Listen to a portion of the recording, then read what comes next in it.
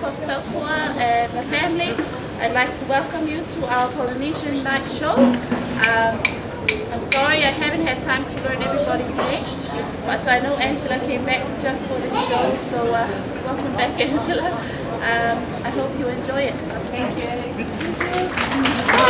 you.